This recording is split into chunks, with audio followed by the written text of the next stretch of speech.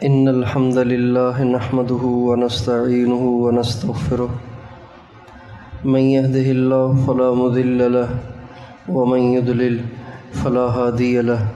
وأشهد أن لا إله إلا الله وحده لا شريك له وأشهد أن سيدنا ونبينا وحبيبنا وشفيعنا وقرة أعيننا محمدا عبده ورسوله صلی اللہ تبارک و تعالی علیہ وعلی آلہ واصحابہ وازواجہ وذریتہ وبارک وسلم تسلیما کثیرا اما بعد فاعوذ باللہ من الشیطان الرجیم بسم اللہ الرحمن الرحیم قل ان الموت الذی تفرون منہ فإنہ ملاقیکم ثم ينبئكم بما كنتم تعملون وقال تعالى أينما تكونوا يدرككم الموت ولو كنتم في بروج مشيدة وقال تعالى كل نفس ذائقة الموت وإنما توفون أجوركم يوم القيامة فمن زحزح عن النار وأدخل الجنة فقد فاز وما الحياة الدنيا إلا متاع الغرور سبحان ربک رب العزت عما یصفون وسلام علی المرسلین والحمد للہ رب العالمین اللہم صلی علی سیدنا محمد وعلی آل سیدنا محمد وبارک وسلم۔ میری قابل احترام ماؤں، بہنوں اور بیٹیوں، یہ دنیا رہنے کی جگہ نہیں ہے، یہ رہ گزر ہے۔ یہاں لوگ آتے ہیں اور چلے جاتے ہیں، کوئی بھی یہاں رہنے کے لیے نہیں آیا۔ نہ پڑھے لکھے اس دنیا میں رہ پاتے ہیں، نہ ان پڑھ، اور نہ مالدار رہ پاتے ہیں، نہ غریب۔ ہر ایک نے چلے جانا ہے۔ کمزور بھی چلے جاتے ہیں، طاقتور بھی چلے جاتے ہیں۔ کمزوروں کی کمزوری کی وجہ سے ان پہ رحم نہیں ہوتا کہ ان کو چھوڑ دیا جائے۔ طاقتوروں کی طاقتیں ان کو موت سے بچا نہیں سکتی، بلکہ سب نے ہی جانا ہوتا ہے، سب نے ہی جانا ہوتا ہے۔ کوئی تو بڑھاپے میں جاتے ہیں، اور کوئی جوانی میں ہی چلے جاتے ہیں، اور کوئی بچپنے میں ہی چلے جاتے ہیں، اور کوئی ماں کے پیٹ سے نکلتے ہی مر جاتے ہیں،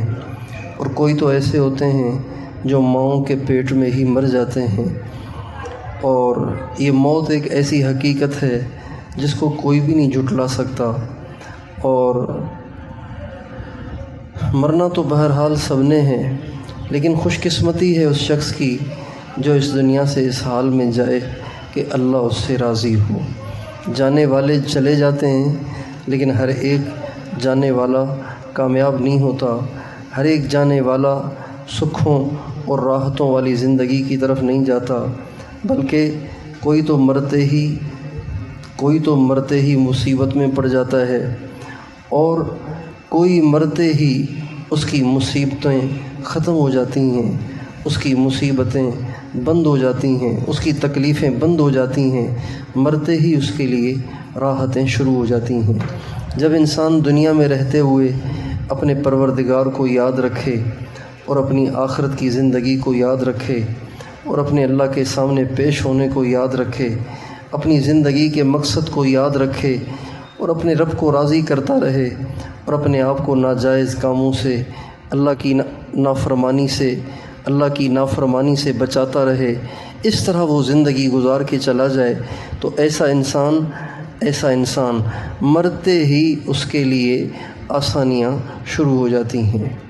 مرتے ہی اس کے لیے آسانیاں شروع ہو جاتی ہیں۔ مرنا تو سب نے ہے، اس کا تو کوئی علاج نہیں ہے کہ کوئی موت سے بچ سکے۔ نہ اس کا علاج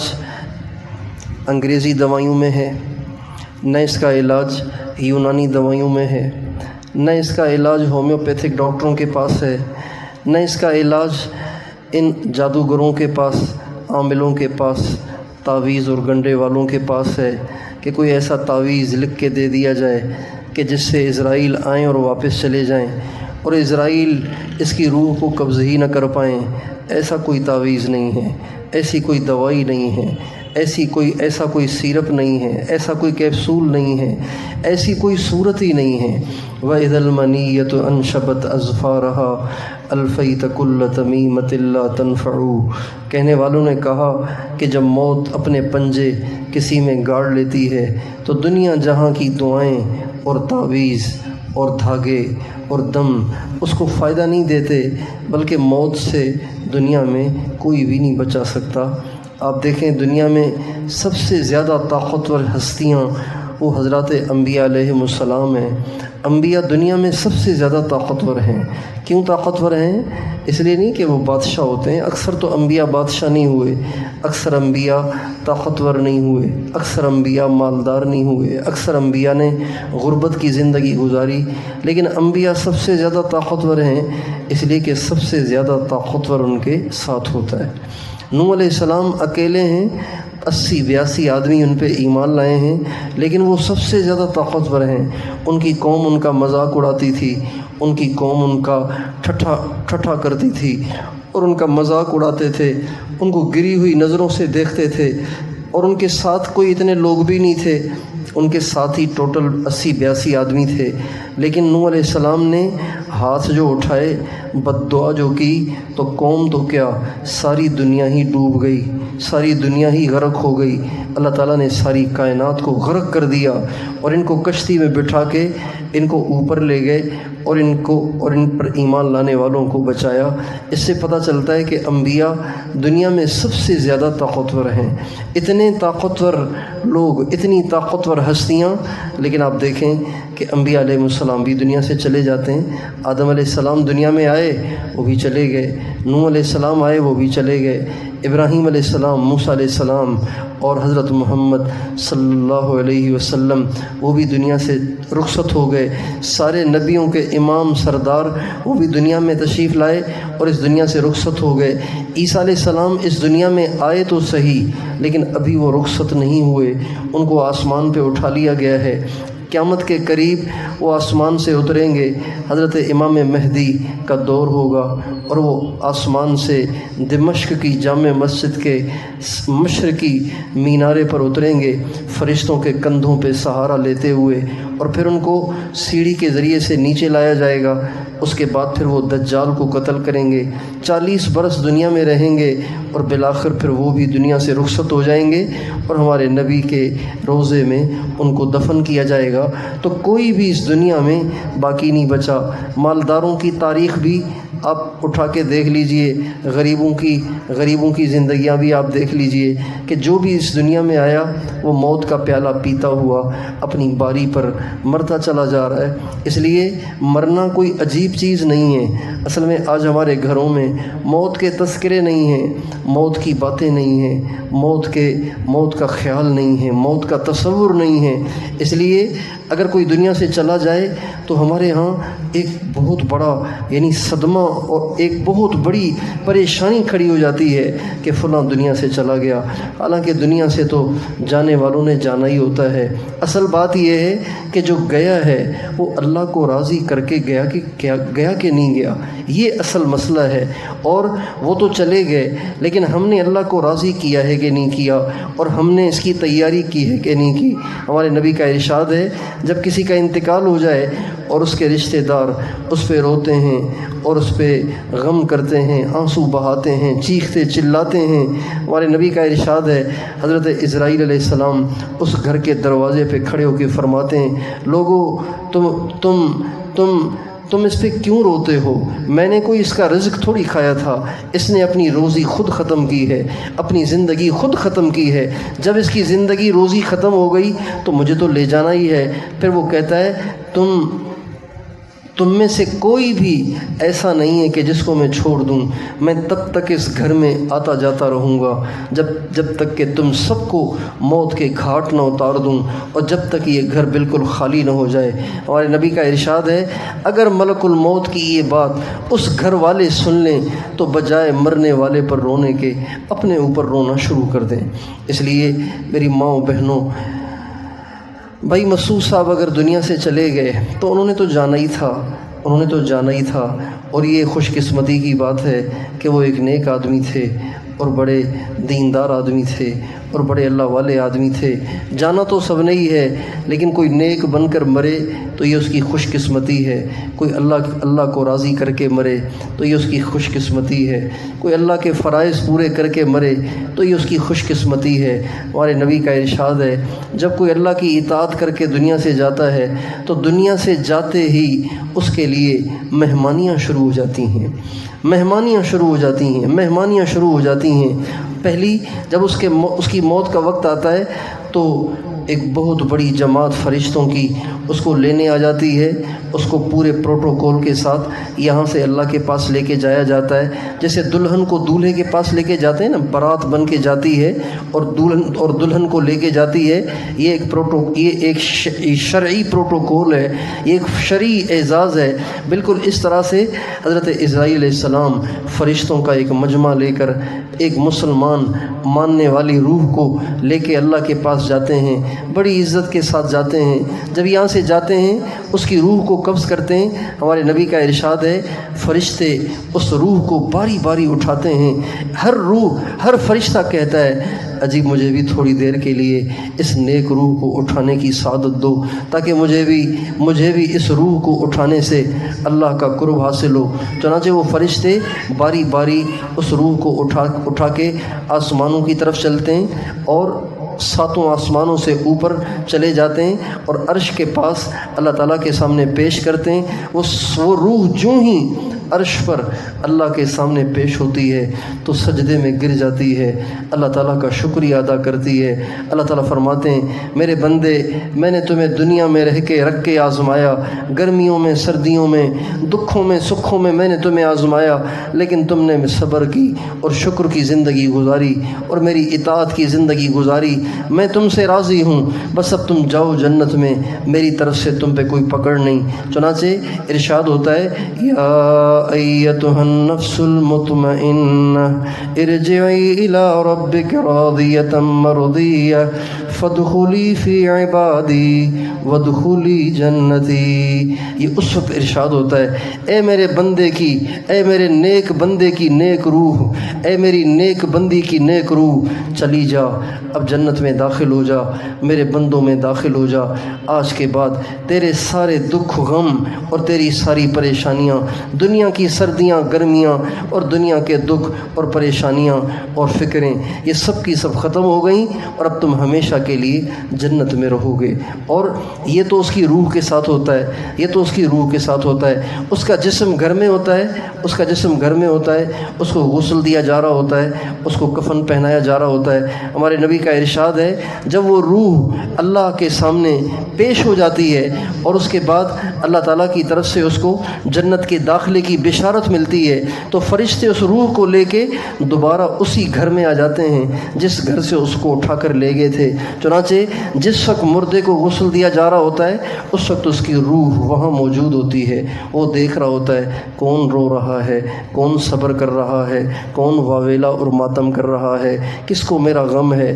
کس کو میری خوشی ہے۔ وہ سب وہاں کھڑے ہو کے سارا منظر دیکھ رہا ہوتا ہے کہ میرے جسم کو غسل دیا جا رہا ہے اور مجھے کفن پہنایا جا رہا ہے، میری چارپائی کو اٹھایا جا رہا ہے اور مجھے قبرستان کی طرف لے جایا جا رہا ہے، اور پھر اس کے بعد اس کو قبر میں دفن کر دیا جاتا ہے۔ اور قبر میں داخل ہوتے ہی یا تو اس کی قبر جنت کا باغیچہ بن جاتی ہے یا جہنم کی آگ کا گڑھا بن جاتی ہے۔ جس نے دنیا میں اللہ کو راضی کیا اس کے لیے قبر روشن ہو جاتی ہے۔ ہمارے نبی کا ارشاد ہے بشر المشائین فی الظلم بالنور التام یوم القیامہ۔ آپ علیہ السلام کا ارشاد ہے جو اندھیروں میں فجر کی نماز مسجدوں میں جا کے پڑھتے ہیں ان کو بشارت ہو، اللہ تعالیٰ ان کو قیامت کے دن نور تام عطا فرمائے گا۔ اللہ کی مان کے مرا ہے، اس کی قبر روشن ہے، اندھیرا نہیں ہے، اس میں اندھیرا نہیں ہے، روشن ہے۔ اللہ کی مان کے مرا ہے، اس کی قبر میں گرمی نہیں ہے، اس کی قبر میں جنت کی ٹھنڈی خوشبودار ہوائیں چل رہی ہیں۔ اللہ کی مان کے مرا ہے اور اس کی قبر تنگ نہیں ہے، اس کی قبر وسیع ہو جاتی ہے۔ ہمارے نبی کا ارشاد ہے فرشتے دونوں طرف سے اس کی قبر کی دیواروں کو دھکیل کر اس کو اتنا چوڑا کر دیتے ہیں جہاں تک مردے کی نظر جاتی ہے۔ جنت کی کھڑکی کھل جاتی ہے، پہلے جہنم کی کھڑکی کھلتی ہے، اور فرشتے کہتے ہیں اللہ کے بندے، وہ اللہ کی نیک بندی، تو نے اللہ کو راضی کیا، دیکھیے جہنم کتنی خوفناک ہے، تیری ان نیکیوں کی برکت سے تجھ سے اللہ راضی ہو گیا اور اس ہولناک اور خوفناک جہنم سے تجھے نجات دے دی گئی۔ پھر اس کھڑکی کو بند کر دیا جاتا ہے، پھر جنت کی کھڑکی کو کھولا جاتا ہے اور فرشتے بشارت دیتے ہیں اللہ کے نیک بندے، اللہ کی نیک بندی، تو نے اللہ کو راضی کیا، دیکھ یہ خوبصورت جنت تیرا ٹھکانہ ہے۔ اور پھر اس کو کہا جاتا ہے اب آرام سے سو جا، اب تجھے کوئی نہیں جگائے گا۔ چنانچہ وہ مردہ سو جاتا ہے، میٹھی نیند سو جاتا ہے۔ ہمارے نبی کا ارشاد ہے قیامت تک کا جو عرصہ ہے اس مردے کو ایسے محسوس ہوتا ہے جیسے فجر کی 2 سنتیں ہوتی ہیں۔ فجر کی 2 سنتوں میں کتنا ٹائم لگتا ہے؟ ہمارے نبی فجر کی 2 سنتیں بہت مختصر پڑھتے تھے۔ پہلی رکعت میں قل یا ایھا الکافرون پڑھتے تھے، دوسری رکعت میں قل ھو اللہ احد پڑھتے تھے، اور یہ دونوں رکعتیں بہت مختصر پڑھتے تھے۔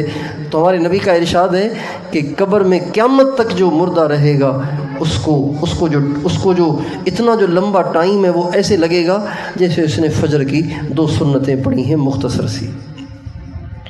پھر قیامت کا دن ہوگا، اللہ کے سامنے پیشی ہوگی، اللہ کے سامنے حاضری ہوگی، اللہ کے سامنے پیشی حاضری ہوگی۔ دنیا میں کی جانے والی نیکیاں بھی سامنے لائی جائیں گی اور دنیا میں کی جانے والی برائیاں بھی سامنے لائی جائیں گی، اور نیکیوں کا بدلہ انعام کی صورت میں دیا جائے گا، انعام کی صورت میں دیا جائے گا، اور برائی کا بدلہ سزا کی شکل میں دیا جائے گا۔ خوش قسمت ہوں گے وہ لوگ کہ جن کے لیے قیامت کے دن بخشش کا فیصلہ ہو، بخشش کا فیصلہ ہو، جس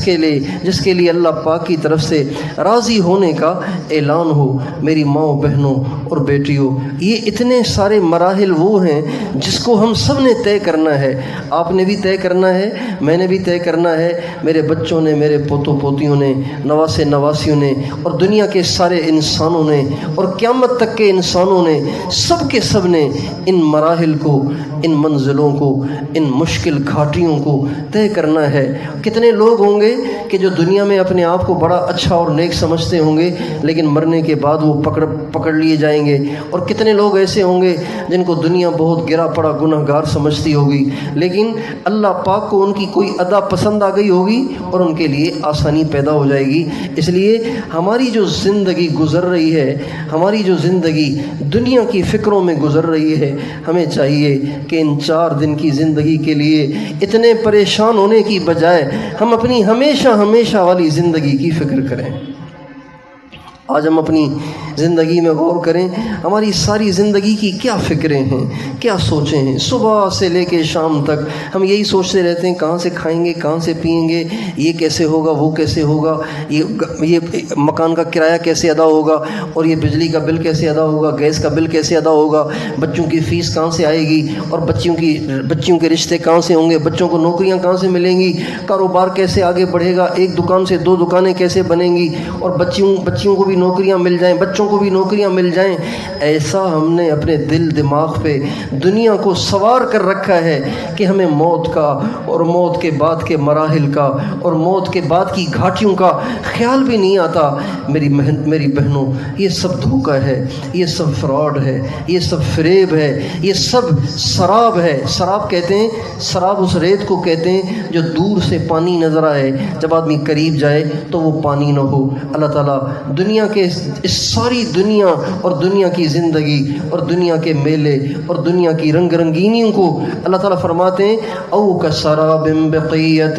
یحسبہ الظمآن ماء۔ اللہ تعالیٰ فرماتے ہیں یہ ساری دنیا اور دنیا کی رنگ رلیاں یہ ایسے ہیں جیسے سراب۔ تم تو سمجھتے ہو کہ بہت کچھ حاصل ہو رہا ہے، حالانکہ جب موت آئے گی تو سب کچھ زیرو ہو جائے گا اور ایسے ہوگا جیسے کچھ دنیا میں کیا ہی نہیں تھا۔ اس لیے ہمیں اس دنیا میں رہتے رہتے ہوئے اس آخرت کی زندگی کی فکر کرنی ہے، اللہ کو راضی کرنا ہے، ایمان کے ساتھ مرنے کے لیے فکر مند رہنا ہے کہ ہم ایمان کے ساتھ مریں۔ میری بہنوں، آج جس دور میں میں اور آپ چل رہے ہیں، یہ ایسا پرفتن دور ہے، ایسا پرفتن دور ہے، ایسا پرفتن دور ہے جس کے بارے میں ہمارے نبی نے فرمایا، یصبح الرجل مؤمنا ویمسی کافرا ویمسی مؤمنا ویصبح کافرا۔ ایسا دور میری امت پہ آئے گا کہ لوگ صبح کو مسلمان ہوں گے، شام کو کافر ہو جائیں گے، شام کو مسلمان ہوں گے، صبح کو کافر ہو جائیں گے۔ اور یہ کارگزاریاں روزانہ بہت سننے کو ملتی ہیں کہ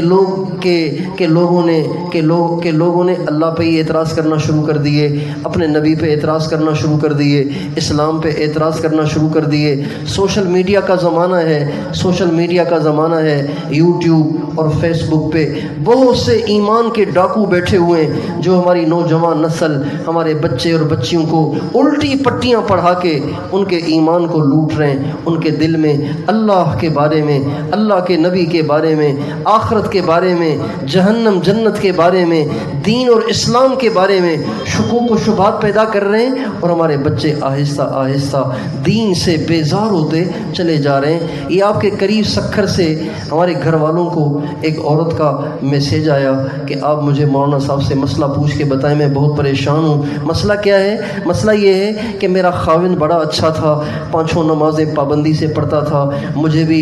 بھی نماز پڑھنے کی ترغیب دیتا تھا، اور نماز پڑھتی تھی تو میں خوش ہوتا تھا، لیکن اب پتہ نہیں اسے کیا ہو گیا ہے، جب میں مصلی پہ بیٹھتی ہوں وہ میرا مذاق اڑاتا ہے، اور وہ عجیب و غریب باتیں کرتا ہے، اور وہ کہتا ہے چھوڑ دو یہ سب پرانی باتیں ہیں، کوئی نماز نہیں، کوئی اللہ نہیں، کوئی دین نہیں، بس جہاں چاہو خواہش پوری کرو، سب کی اجازت ہے، دنیا ہے ہی مزے کی جگہ۔ عجیب و غریب باتیں کرتا ہے، اور پتہ نہیں کتنی عورتوں کے ساتھ اس نے تعلق بنا لیا ہے، اور میں اسے سمجھاؤں تو وہ کہتا ہے دنیا خواہشات کی جگہ ہے، یہ باتیں مت کرو، بس تم نماز پڑھ کے خام خواہ مجھے بھی ٹینشن نہ دو، کچھ نہیں رکھا ان نمازوں میں نے ساری زندگی نمازیں پڑھی ہیں، کچھ نہیں رکھا، یہ سب پرانے لوگوں کی باتیں ہیں۔ اس قسم کی باتیں کرتا ہے۔ مسلمان ہے، باپ مسلمان تھا، ماں مسلمان تھی، ساری زندگی دین پہ رہا، اور اچانک ایسا اس کا میٹر گھوما کہ وہ دین سے ہی بیزار ہو گیا۔ اس لیے میری ماؤں بہنوں، اپنے لیے، اپنی بچیوں کے لیے، بچوں کے لیے فکر مند رہیں کہ دنیا سے جانا سب نے ہے، لیکن ہم ایمان کے ساتھ جائیں۔ اس کی فکر کرنے کی ضرورت نہیں ہے کہ ہم کہیں مر نہ جائیں، کہیں مر نہ جائیں، کہیں مر نہ جائیں۔ اگر ہم فکر مند ہوں گے تو کیا موت سے بچ جائیں گے؟ کیا کبھی بھی موت سے نہیں بچ سکتے۔ اور کوئی اپنے وقت سے پہلے مر نہیں سکتا، کوئی اپنے وقت سے پہلے مر نہیں سکتا، اور کوئی وقت کے آنے پر بچ نہیں سکتا۔ لکم میعاد یوم، اللہ تعالیٰ فرماتے ہیں تمہارے مرنے کا وقت مقرر ہے، لا تستأخرون عنہ ساعۃ ولا تستقدمون، جب تمہارے مرنے کا وقت آ جائے گا تو تمہیں چھوڑ نہیں دیا جائے گا بلکہ تمہیں جانا پڑے گا، اور جب تمہارے مرنے کا وقت نہیں آیا تو دنیا کی بڑی سے بڑی بیماری، بڑے سے بڑا حادثہ، بڑے سے بڑا ایکسیڈنٹ، بڑے سے بڑا ہارٹ اٹیک تمہیں موت کا پیالہ نہیں پلا سکتا اگر تمہاری موت کا وقت نہیں آیا۔ تو مرنے کا وقت مقرر ہے، اس کے لیے فکر مند ہونے کی ضرورت نہیں ہے کہیں مر نہ جاؤں، کہیں کچھ ہو نہ جائے، نہیں، جو ہونا ہے وہ ہو کے رہے گا، جو اللہ کے ہاں لکھا جا چکا ہے وہ ہو کے رہنا ہے۔ ہمیں پریشان اس کے لیے ہونا ہے کہ میں جاؤں تو ایمان کے ساتھ جاؤں تو کلمے کے ساتھ جاؤں۔ کتنے خوش قسمت ہیں وہ لوگ کہ جب دنیا سے جاتے ہیں کلمہ پڑھ کے جاتے ہیں، اللہ کے پاس جاتے ہیں، اللہ ان سے خوش ہوتے ہیں اور ان کے لیے جنت کے فیصلے ہوتے ہیں۔ اس لیے میں اور آپ اپنی پچھلی زندگی میں جتنی کوتاہیاں ہوئی ہیں اس پہ توبہ کر لیں، اور آگے ہم ساری فکریں اس دنیا پہ صرف نہ کریں بلکہ آخرت کے لیے فکر مند ہوں کہ ہمارے بھی ایمان کی حفاظت ہو، ہمارے اہل و عیال کے ایمان کی حفاظت ہو، عورتوں، مردوں، بچوں، بچیوں، سب کے ایمان کی حفاظت ہو، اور ہم ایمان کے ساتھ دنیا سے جائیں، اور اپنے گھروں میں یہ تمام عورتیں اپنے گھروں میں اپنے بچے بچیوں کے دل دماغ میں یہ بات بٹھا دیں کہ دنیا میں سب سے قیمتی چیز وہ دنیا اور دولت نہیں ہے بلکہ دنیا میں سب سے قیمتی چیز ایمان ہے۔ جس کے پاس ایمان ہے وہ غریب نہیں ہے، جس کے پاس ایمان نہیں ہے وہ ارب پتی ہو کر بھی غریب ہے۔ اس لیے کہ ارب پتی ہونے سے کچھ نہیں ہوگا، ارب پتی ہو کر بھی اگر رہے گا تب بھی مر کے مٹی میں جائے گا، لیکن ایمان نہیں ہوگا تو جہنم میں جائے گا۔ لیکن اگر ایمان ہوگا اور وہ غریب ہوگا، اس کے گھر میں روٹی بھی نہیں ہوگی اور وہ مقروض بھی ہوگا، اگر ایمان کے ساتھ دنیا سے جائے گا، ایمان کے ساتھ دنیا سے جائے گا تو اس کی غربت یہیں ختم ہو جائے گی، اور اس کے نیک ہونے کی وجہ سے، ایماندار ہونے کی وجہ سے اللہ تعالیٰ اس کو جنتی بنائیں گے۔ اس لیے اپنے گھروں میں یہ ماحول بنائیں، اپنے گھروں میں اس کے تذکرے کریں، آخرت کی تیاری کریں، اور آخرت کی تیاری یہ ہے کہ نمازیں پابندی سے پڑھیں، برائی بدکاری سے بچیں، قرآن پاک کی تلاوت کا اہتمام کریں، اللہ کے ذکر کا اہتمام کریں، نبی کریم صلی اللہ علیہ وسلم پر پابندی سے درود شریف پڑھیں، زبان پہ کنٹرول کریں، جھوٹ سے بچیں، غیبت سے بچیں، اوروں کی دل آزاری سے بچیں۔ عورتوں میں اوروں کی دل آزاری کی بڑی بری بیماری ہوتی ہے، آنکھ کے اشاروں سے بھی دل آزاری کرتی ہیں، زبان کے بولوں سے بھی دل آزاری کرتی ہیں، اپنے رویے سے بھی دل آزاری کرتی ہیں، اور مسلمان کی دل آزاری کرنا کبیرہ گناہ ہے۔ لہٰذا دل آزاری سے بچیں، غیبت سے بچیں، اوروں کی برائیاں بیان کرنے سے بچیں۔ اگر کسی کی طرف سے زیادتی ہو جائے تو درگزر کر دیا کریں، جو توڑے اس سے جوڑا کریں، اور جو نہ دے اس کو دیا کریں، اور جو ظلم کرے اس کو معاف کر دیا کریں۔ یہ وہ اخلاق ہیں جس پر ہمارے نبی نے جنت کے بڑے بڑے اعلیٰ درجات کا وعدہ کیا ہے۔ روزانہ قرآن پاک کی تلاوت کے لیے ٹائم نکالیں، پانچوں نمازوں کا اس طرح اہتمام کریں، جب محلے کی مسجد میں اذان کی آواز آپ کو سنائی دے، آپ سارے کام ادھورے چھوڑ کر پہلے نماز ادا کیا کریں۔ بہت سے لوگ ایسے ہیں جو نماز پڑھتے ہیں، بہت سی عورتیں ایسی ہیں جو نماز پڑھتی ہیں لیکن وقت ٹال کے پڑھتی ہیں،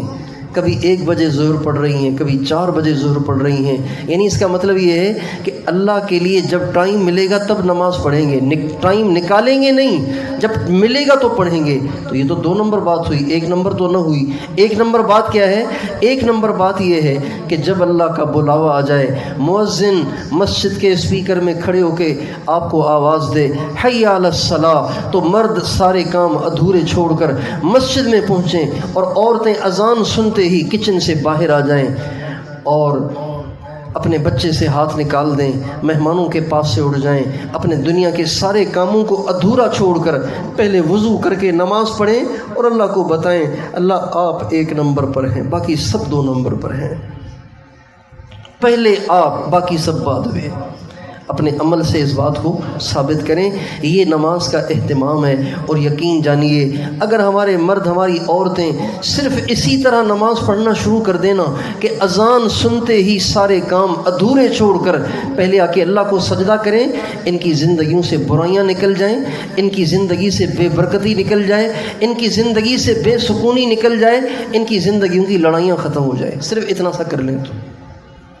اتنا سا کر لیں تو اس پر اتنی برکتیں اللہ تعالیٰ ان کو عطا فرمائے گا۔ زندگی میں محبتیں آ جائیں گی، گھر میں سکون آ جائے گا، برکت آ جائے گی، اور نماز پڑھیں گی نا تو اتنا مزہ آئے گا کچھ نہ پوچھیں۔ بہت سے لوگ کہتے ہیں کہ جی نماز میں دل ہی نہیں لگتا، نماز میں وسوسے آتے ہیں، نماز میں دھیان نہیں جمتا، نماز میں مزہ نہیں آتا، نماز پڑھنے کو دل ہی نہیں کرتا۔ بہت سے لوگ اس کی شکایت کرتے ہیں۔ اگر اذان سن کے سارے کام ادھورے چھوڑ کر ہم مسجد کی طرف جانے کی اور عورتیں مصلے بچھانے کی عادت ڈال لیں، یقین جانیے جب آپ یہ قربانی کر کے نماز پڑھیں گے پھر آپ کو پتہ چلے گا کہ جب آپ اللہ اکبر کہہ کے کھڑے ہوں گے آپ کو نماز میں کتنا مزہ آتا ہے۔ اللہ اکبر کہتے ہی نماز میں کھڑی ہو گئی، مزہ آ جائے گا، آپ کو سجدے میں مزہ آئے گا، رکوع میں مزہ آئے گا۔ تو اس طرح نمازوں کا اہتمام کریں، اپنے بچوں کو دین سکھائیں، اپنے بچوں کی ذہن سازی کریں، اپنے بچوں کے دلوں میں ایمان کی، اللہ کے نبی کی عظمت بٹھائیں تاکہ ہمارے بچے نیک بنیں۔ جن ماں باپ کے بچے نیک بنتے ہیں، جب وہ ماں باپ دنیا سے چلے جاتے ہیں تو ان کی ساری زندگی کی نیکیاں ان کے پاس قبروں میں پہنچتی ہیں۔ وہ قرآن پڑھ رہے ہیں، قرآن کی تلاوت کا اجر ان کی قبروں میں، وہ نمازیں پڑھ رہے ہیں ان کی نمازوں کا اجر ماں باپ کی قبروں میں، اور وہ روزہ رکھ رہے ہیں ان کے روزوں کا اجر قبر میں، وہ صدقہ خیرات کر رہے ہیں اس کا اجر ماں باپ کی قبروں میں پہنچ رہا ہے، ان کی مائیں ٹھنڈی ہوتی ہیں، ان کے باپوں کے دل ٹھنڈے ہوتے ہیں۔ لیکن جو مائیں جو باپ اپنے بچوں کو دین نہیں سکھاتے، اپنے بچوں کو دین سے نہیں جوڑتے، اپنے بچوں کو نیک نہیں بناتے، جب وہ دنیا سے چلے جاتے ہیں ان کے بچے جتنی برائیاں بدکاریاں کرتے ہیں تو ان بچوں کو ان برائیوں بدکاریوں کی سزا الگ ملے گی، ان کے ماں باپ کو قبر میں اس کی سزا الگ بھگتنی پڑے گی۔ اس لیے اپنے بچوں کو نیک بنا کے مریں، اس دنیا سے جب جائیں تو اس طرح جائیں کہ آپ کے بچے نمازیں پڑھ رہے ہوں، آپ کے بچے قرآن پڑھ رہے ہوں، آپ کے بچے اللہ کو راضی کر رہے ہوں، آپ کے بچے اللہ کے فرما بردار ہوں، اس طرح سے مریں۔ اس سے مجھے ایک چھوٹا سا واقعہ یاد آیا، وہ سناتا ہوں پھر دعا کرتے ہیں۔ کراچی میں ایک عورت کو کینسر ہو گیا، بلڈ کینسر ہو گیا۔ ہمارے حاجی عبدالوہاب صاحب تھے، پاکستان کے تبلیغ کے امیر تھے، یہ انہوں نے خود واقعہ سنایا۔ کراچی میں ایک عورت تھی، اس کو بلڈ کینسر ہو گیا، ڈاکٹروں نے جواب دے دیا، رشتہ داروں کو بلایا اور کہا بھئی اب اس کا ٹائم پورا ہو گیا ہے، اس کو واپس لے جاؤ، اب اس کا علاج نہیں ہو سکتا، بس یہ چند دن کی مہمان ہے پھر مر جائے گی۔ بہرحال رشتہ دار آئے ہوئے تھے، رات کا وقت تھا، تو انہوں نے سوچا بھی چلو صبح کو ہم چھٹی لے لیں گے، صبح کو چھٹی لے لیں گے۔ اور اس عورت کو بھی پتہ چل گیا کہ ڈاکٹروں نے کہہ دیا ہے کہ اب یہ نہیں بچ سکتی، اور اتنی عمر بھی نہیں تھی، نوجوان تھی، جوان تھی، چھوٹے چھوٹے بچے تھے۔ اللہ کی شان دیکھیں، صبح کو انہوں نے ڈسچارج ہونا تھا، جب صبح کو وہ لوگ اپنی رشتہ دار، اپنی بہن جو بھی تھی، اس کو جب لینے کے لیے، ڈسچارج کروانے کے لیے آئے تو دیکھا کہ بالکل چہرہ اس کا ٹھیک ٹھاک لگ رہا تھا، جیسے بیماری کوئی ہے ہی نہیں اس کو۔ تو بڑے حیران ہوئے، ڈاکٹروں کو بلایا، ڈاکٹروں نے شکل دیکھی تو وہ بھی بڑے حیران ہوئے، کہنے لگے یہ تو بالکل ٹھیک لگ رہی ہے۔ دوبارہ ٹیسٹیں ہوئیں تو وہ عورت بالکل کلیئر تھی، اور اس کے خون میں کوئی کینسر کا نام و نشان بھی نہیں تھا، صرف ایک رات بیچ میں گزری تھی۔ تو وہ بڑے حیران ہوئے، ڈاکٹروں نے کہا پتہ نہیں کہ یہ کیسے ہو سکتا ہے، ہم تو نہیں سمجھتے کہ اس درجے کا مریض جس کو ہم یہ کہہ کر واپس بھیج رہے ہیں کہ بس آپ چند دن کی مہمان ہیں، اب آپ نہیں بچ سکتی، اور وہ ایک رات میں بالکل ٹھیک ہو جائے، یہ کیسے ہو سکتا ہے؟ چنانچہ انہوں نے عورت سے کہا کہ آپ کچھ بتا سکتی ہیں کہ کیا ہوا ہے آپ کے ساتھ؟ تو کہنے لگی ہاں،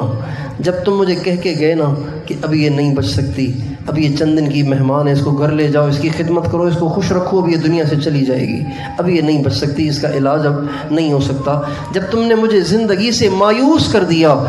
تو اور تم چلے گئے اور میں تنہا ہوئی، تو میں اللہ پاک کے سامنے ساری رات روتی رہی، اللہ پاک کو گڑ گڑاتی رہی، اور اللہ پاک سے یوں کہتی رہی، اے میرے رب، آپ نے مجھ سے جوانی میں خاوند بھی لے لیا اور میرے بچے بھی چھوٹے چھوٹے ہیں، اگر مجھے بھی تو اٹھا لے گا تو اللہ میرے بچوں کی تربیت کون کرے گا؟ میرے بچے تو برباد ہو جائیں گے، اے میرے رب مجھے اتنی زندگی ضرور دے کہ میں اپنے بچوں کو دین سکھاؤں، اتنے بڑے ہو جائیں کہ نمازیں پڑھنے لگ جائیں، قرآن پڑھنے لگ جائیں، جب یہ نمازیں پڑھنے لگ جائیں، قرآن پڑھنے لگ جائیں، نیک بن جائیں، اے اللہ پھر بے شک مجھے اٹھا لینا، میں آپ کے پاس آنے کے لیے تیار ہوں، لیکن اتنی مہلت ضرور دے کہ میرے بچے کچھ بڑے ہوں اور نمازی بنے، پرہیزگار بنے۔ کہتی ہیں ساری رات میں اللہ پاک کے سامنے آنسوؤں کے ساتھ اپنے چھوٹے چھوٹے معصوم بچوں کا واسطہ دے کر روتی رہی،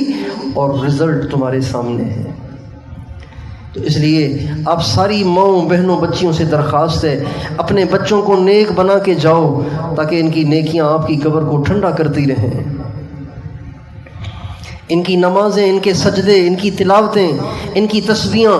ان کی نیکیاں، ان کے صدقہ خیرات اور ان کا تقوی، ان کی پرہیزگاری آپ کی قبر کو ٹھنڈا کرتی رہیں۔ اپنے بچوں کو ایسا نہ چھوڑ کے جائیں کہ جب آپ دنیا سے جائیں تو ان کی بدکاریوں کی سزا ان کو الگ ملے، اور آپ کی قبر بھی ان بدکاریوں کی وجہ سے جہنم کی آگ کی بھٹی بنتی رہے۔ اللہ تعالیٰ میری اور آپ کی، ہم سب کی اولادوں کو ہماری آنکھوں کی ٹھنڈک بنائے اور نیک بنائے، اور ہمیں مرنے سے پہلے مرنے کی تیاری کرنے کی توفیق عطا فرمائے۔